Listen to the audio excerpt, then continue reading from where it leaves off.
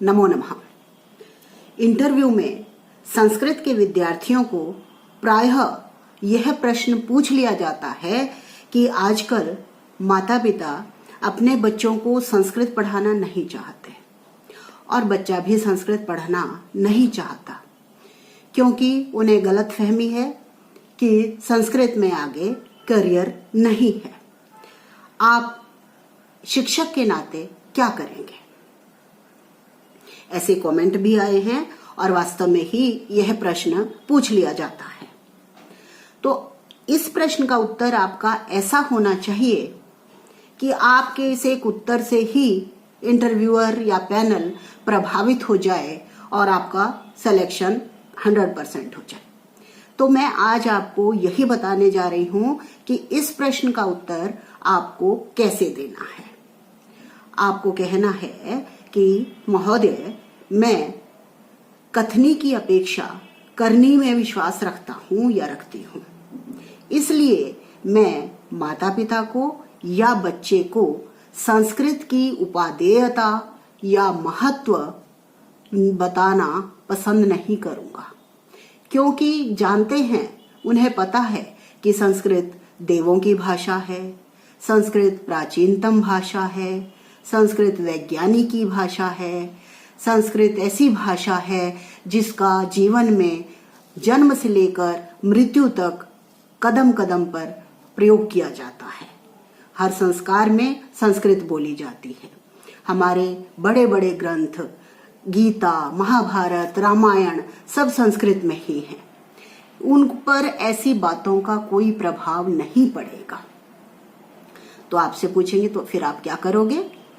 तो सर या महोदय, मैं अपने शिक्षण को इतना प्रभावी बनाऊंगा या बनाऊंगी कि जिन बच्चों के पास संस्कृत है वो इतना खुश हो जाएं उस शिक्षण से, उस टीचिंग से, कि वो जाकर घर में भी बताएं कि हमारे अध्यापक या अध्यापिका इतना अच्छा पढ़ाते हैं, संस्कृत बहुत अच्छी भाषा है। वो प्रचार करें आपके टीचिंग मेथड से।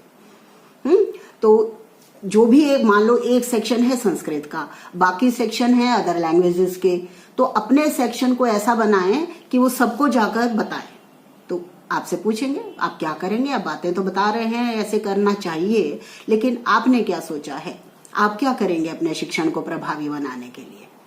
कि सर्वप्रथम हर माता पिता चाहता है या बच्चा चाहता है कि उसके सब्जेक्ट में अच्छे अंक आए। अच्छे अंक कब आते हैं? जब बच्चे का सब्जेक्ट में मन लगता है। तो मैं सब्जेक्ट के प्रति रुचि उत्पन्न करूंगा। रुचि उत्पन्न करने के लिए मैं उनको इस तरह से पढ़ाऊंगा कि उनको अच्छा लगे। क्लास से निकलते हुए वो कुछ ना कुछ संस्कृत में ही गुनगुनाएं। जैसे मैं अपना परिचय सिखाऊंगा या बच्चों को एक्टिविटी करवा के मम नाम शशि अस्ति तव नाम की मस्ती, इस तरह से एक्टिंग के माध्यम से उनको उनके मुंह पर संस्कृत चढ़ जाएगी। एषः मोहना अस्ति, एषः कः अस्ति, इस तरह से एक्टिविटी माध्यम से मैं उनको पढ़ाऊंगा। उनको प्रतिदिन अच्छे अच्छे श्लोक सुनाऊंगा, नीति की कहानियां सुनाऊंगा, या ऐसे ऐसे कॉम्पिटिशन्स रखूंगा या रखूंगी उनके लिए जिसमें उनका मन लगेगा। मैं श्लोक वाचन प्रतियोगिता करवाना चाहता हूँ या चाहूंगा, करूंगी। स्टोरी टेलिंग कॉम्पिटिशन, कथा वाचन करवाऊंगा। मैं उनसे छोटे क्विज करवाऊंगा, प्रश्नोत्तरी करवाऊंगी। इस तरह से मैं चाहूंगा कि मैं अपने शिक्षण को प्रभावी बनाऊं, ताकि वो घर जाकर कहें कि हाँ, संस्कृत के टीचर अच्छा पढ़ाते हैं।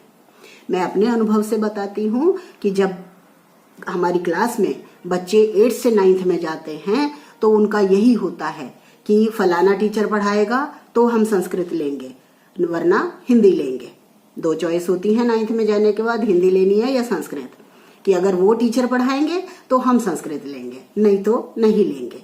तो टीचर का इतना असर पड़ता है बच्चों पर। और दूसरा रही करियर की बात। करियर तो जैसा और सब्जेक्ट्स में है वैसा संस्कृत में भी है। बच्चों को नहीं पता वो सोशल साइंस क्यों पढ़ रहे हैं, मैथ्स क्यों पढ़ रहे हैं, हिंदी क्यों पढ़ रहे हैं। करियर तो 1 या 2 सब्जेक्ट में ही बनना है, और वो जब उनको समझ आती है तब वो अपने आप अपनी लाइन चूज कर लेते हैं। यूपीएससी के लिए संस्कृत की जरूरत है, ये तो सब्जेक्ट ऐसा है जिसकी हर समय पर जरूरत है, हमें संस्कारवान बनाता है, सद्भावनाएं उत्पन्न करता है, ऐसी बातें सिखाता है जो हमें जीवन में चाहिए।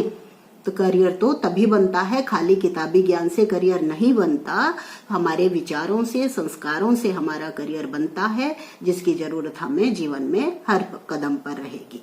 इस तरह का आपको उत्तर देना है, ताकि आपने संस्कृत का महत्व भी बता दिया और ये भी कह दिया कि मैं किस तरह से बच्चों को इम्प्रेस करूंगा, संस्कृत पढ़ने के लिए तैयार करूंगा।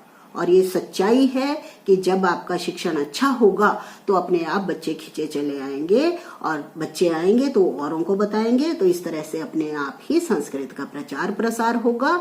और जो ये धारणा बनी हुई है कि हमें संस्कृत नहीं पढ़नी या नहीं पढ़ानी, वो हम शिक्षक पर ही निर्भर करती है कि हम इस धारणा को गलत सिद्ध करें। धन्यवाद।